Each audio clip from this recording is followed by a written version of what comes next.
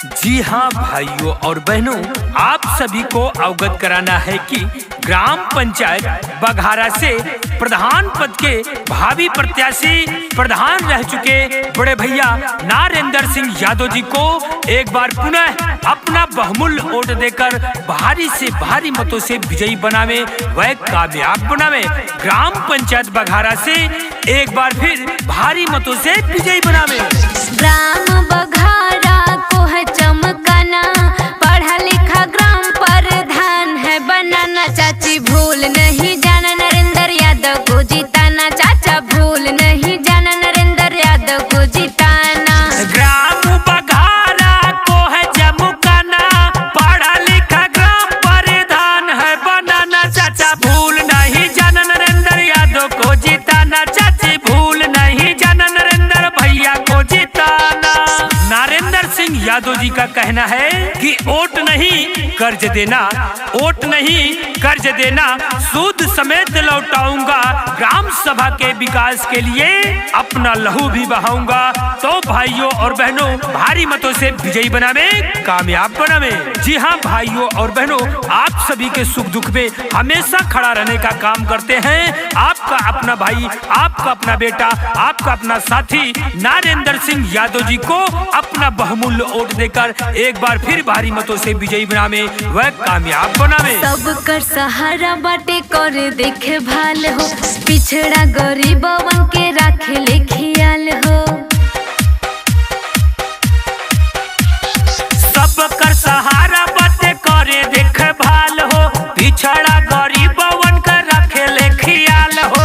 लागल बा विरोधी बहकावे में नया ना, लागल बा विरोधी बहकावे में नया ना। भैया भूल नहीं जाना नरेंद्र यादव को जिताना, भाभी भूल नहीं जाना नरेंद्र यादव को जिताना।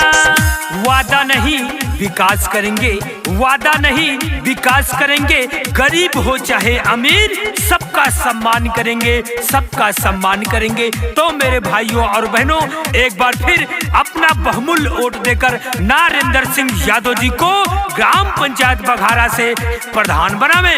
अपने गांव को सुंदर बनाने के लिए, नाली चकड़ोर खड़ंजा पाने के लिए, वृद्धा विधवा पेंशन पाने के लिए नरेंद्र सिंह यादव जी को विजयी बनावे। क्षेत्र में सुना जब योजना आई, रोड नाली सब बनी कुछ न छुटाई।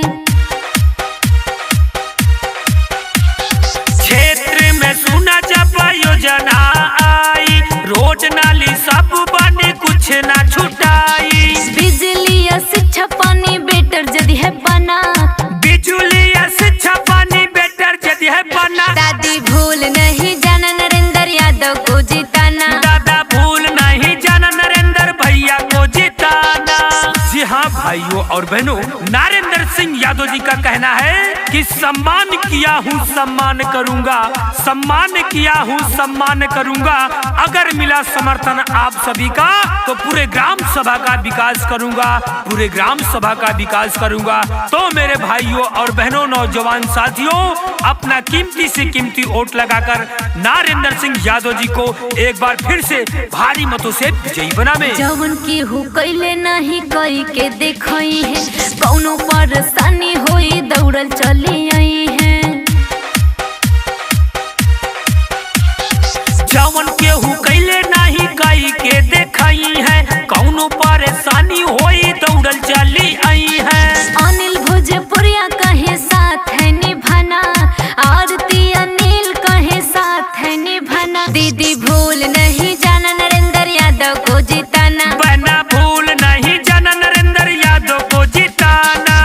जी हाँ भाइयों और बहनों, ग्राम पंचायत बघारा में जो 70 साल में काम नहीं हुए वह करके दिखाए हैं। नरेंद्र सिंह यादव भैया फिर से चुनाव लड़ने आए हैं, फिर से चुनाव लड़ने आए हैं। तो मेरे भाइयों और बहनों, ग्राम पंचायत बघारा को सुंदर बनाने के लिए, स्वच्छ बनाने के लिए पुनः एक बार फिर से नरेंद्र सिंह यादव जी को अपना बहुमूल्य वोट देकर भारी मतों से विजयी बनावे, कामयाब बनावे।